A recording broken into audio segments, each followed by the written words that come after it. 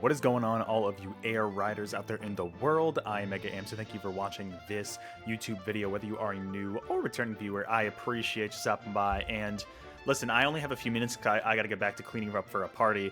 But I need to talk about the Kirby Air Riders 2 Direct, hosted by, of course, Masahiro Sakurai.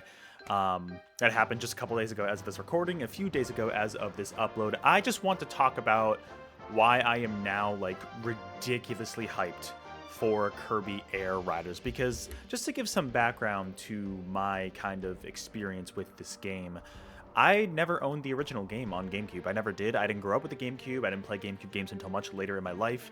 And even then, I did play a little bit of like City Trial multiplayer with friends occasionally back in the day, but not really a whole lot. So you might be curious why I'm all of a sudden super duper hyped for this game, because this game is shaping up to be an amazing follow-up for fans of the original, but I also do think there is a lot here that will set this game apart from other games that came out this year, like Mario Kart, for example, and even Sonic Racing Cross Worlds, other racing games on the Nintendo platforms that I think make it stand out in its own unique way. And I think Kirby fans in particular should be paying attention to this game, because this game, it's funny. Sakurai historically is known for, in Smash Brothers games, focusing only on the Kirby games that he's worked on, which weren't a ton, right? It was at least the first two Dreamlands. I actually don't know if he was involved in Dreamland 3. Let me know in the comments below. Superstar, of course, is the one he references all the time.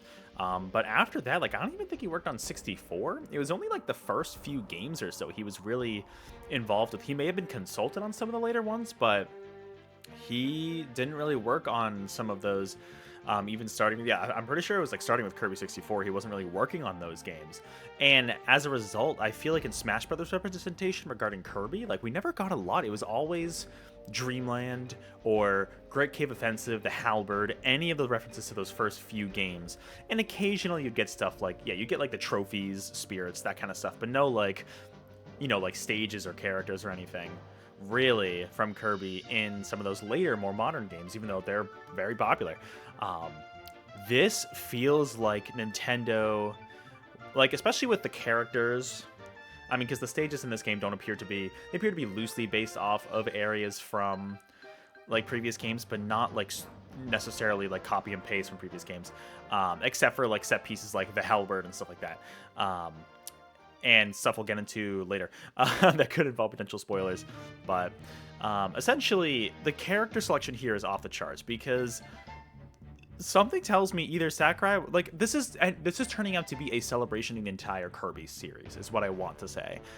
Something tells me either, because I think Bandai Namco is helping Sakurai with this game. Definitely don't quote me on that. Definitely double check me. But either them or Nintendo or someone is helping to be like, hey, listen, this might be a more niche game. We obviously want to try to sell it to more people, hence these hour-long presentations, right? Excuse me. But with this game in particular, it's like, it's not just those original Kirby games that Sakurai has a lot of nostalgia for, because he worked on those. You know, Kirby is ultimately always going to be his original baby, but Kirby has evolved way beyond since he stopped like being involved with the Kirby games. And we see stuff here. We see references to even Forgotten Land. We see references to Triple Deluxe and Planet Robobuy and freaking Rainbow Curse. There's all sorts of crazy stuff in here. This is essentially going to be the Smash Ultimate of Kirby. Makes a hell of a lot of sense when you consider who's behind the game. Sakurai's always loved Kirby, but there's been a lot of times where he's really been nostalgic for specifically the games of Kirby that he's worked on. And so it's really refreshing to see this be an all-encompassing celebration of Kirby. And for sure, I'm sure some fans are like, oh, why is it behind a racing game, right? Why is it not like a mainline Kirby game? You know what I mean? They occasionally have references to older Kirby games here and there, but why does it have to be the racing game? You know, that is the one that kind of celebrates the whole series. And it's like fair, but also at the same time, if you have a game such as like a racing game, a game that involves multiple characters, like a fighting game, a racing game, any sort of that kind of stuff, you want to have it encompassing an entire series. And so it makes sense for them to do it with this game, you know, even though, you know, the gameplay style might not be your preferred method. And here's the thing though, this game seems to be turning out to be, from what I've heard, like the Kirby Air Ride game Sakurai wanted to make 20 years ago, right? Where that game had a very limited and seemingly rushed development. I mean, it was originally supposed to be on the N64. Actually, there were some leaks from it. Might have been the Nintendo Giga Leak from a few years back that showed the game originally on N64 and then eventually got moved to GameCube. But I still think they had limited resources, and it just went through a little bit of development hell. Sound from what we can tell, maybe not, but from what we can tell, it definitely struggled with development. And you know, the original game is great, right? 9 courses, City Trial, of course, is big enough on it to be a game on its own. I feel like you have stuff like Top Ride, the checklist stuff, a lot of which influenced future Smash Brothers games. So clearly, a really good game that was kind of just like a cult classic. It didn't sell the best, but people still fondly remember it. And this game is seeming to be pretty. It has all of the old content of the original game. We're getting all of the original tracks back. City Trial, sure, the map is different, but it's bigger. And Top Ride is back, but also way more content on top of that. Like, this to me, the only reason this exists to me is because Sakurai has made all the other previous Smash Brothers games. Nintendo clearly, like, relies on him for those games, and he clearly makes them a lot of money as a result. And they know he's a super talented director, and his team are super talented over there at Sora Limited. And they were probably like, okay, let's give Sakurai a break. You know, he's made all this for him. He wants to make another Kirby Air Riders. Let's do that. Let's give him the budget that he wants. This, to me, is probably not the budget of Smash Ultimate, considering all the guest characters, and I'm sure royalties they had to pay for that game. But the fact that this game has this much content is absurd. It doesn't need to have this much stuff. I mean, in the Direct, of course, we have double the amount of courses, all the old ones returning, remastered in HD, and 9 brand new ones. A much bigger, newer city trial map with all these different stadiums that take place after the fact, and all these special events happening that are way expanded upon the original. And Top Ride, of course, coming back with probably as well double the amount of courses from the original. But also, the online has a full-on interactive lobby. There's a garage where you can display all of your riders equipped. There's this gummies mode. I still don't understand the gummies. I looked at that. I'm like, Sakurai, I want to eat these, but you're not going to let me eat them. To me, that, from what I can tell, it seems to be the Switch 2 mouse mode thing, where Nintendo was like, Sakurai, you need to have a mouse mode in here. And he was like, As he was eating a bag of gummies, he was like, what could I do? And then threw that in there. Kind of dumb. But, like, there's a whole-on shop in this game. The road trip mode, the single-player mode, which feels like it could have been in the original, is... Yeah, it's a combination of the 3 modes existing in this game, but it's the equivalent of the classic mode in this game, which is honestly really cool. It actually, looking at it, it's funny, because Smash 3DS took inspiration from the original Kirby Air Riders when it came to Smash Run. Very much, Smash Run is literally City Trial in Smash Brothers form. This road trip mode reminds me a lot of the classic mode in Smash Bros. 3DS. If you ever played that one, you had the 3 different routes you would take, usually determine the difficulty and so on and so forth, and certain challenges got you better rewards, and it was very similar to this layout they're showing here. It's kind of funny how that came full circle, but the fact that they're even adding that mode, and they're increasing the amount of content compared to the original in terms of the modes that exist in this game, it's crazy to me, but it makes sense because this is a post-Smash Ultimate Sakurai and Sora Limited development team working on this game. It makes so much sense that Nintendo is willing to be like, Sakurai, you made all these Smash Brothers games for us. We made so much money off of this. Use that engine. I think it looks like it might be the Smash Brothers engine. I don't know for sure because I'm not a developer. I'm not working on the game. But it looks very much like that engine, very much in that Smash Brothers style.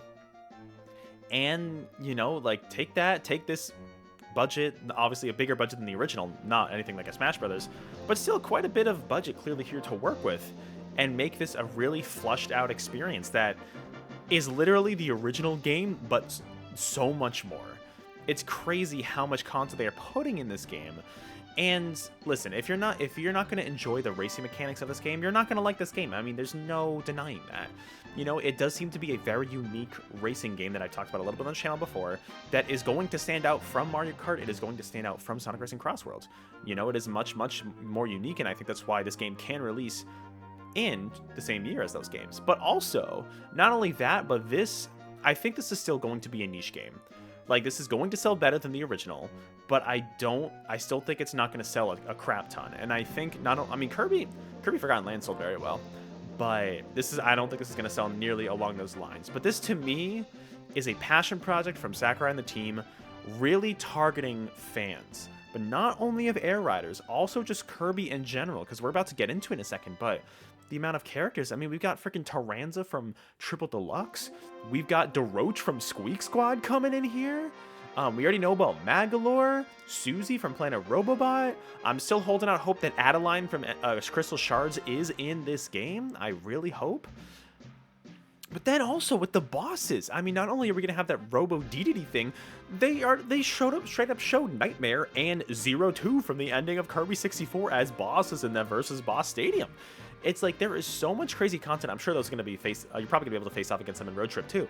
Like the amount of content in this game for Kirby Riders, Air Riders fans and Kirby fans alike is crazy. So honestly, if you're a Kirby fan, I would not write this game off. This is seeming to be a celebration of the series as a whole. There's so much content in here. You know, obviously, if you, like I said, if you don't like the racing mechanics, you're probably not gonna like the game. I mean, that is the basic of the game. It is a racing game at heart. But there is so much Kirby fan service.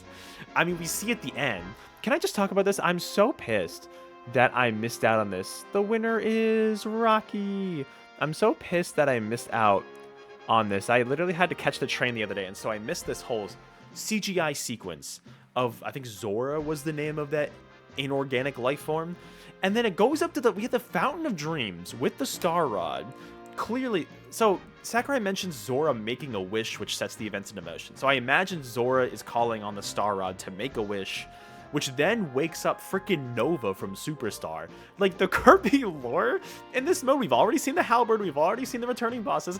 The Kirby lore in this game is going to be absurd. And granted, I think most of it will be a focus on the older game still. I think some of that Sakurai nostalgia is showing off in this, at least in this from what we've seen. I don't know how much of, if any, of like Forgotten Land, Planet Robot, Triple Deluxe lore will be here. I mean, maybe Planet Robobot, I won't say why.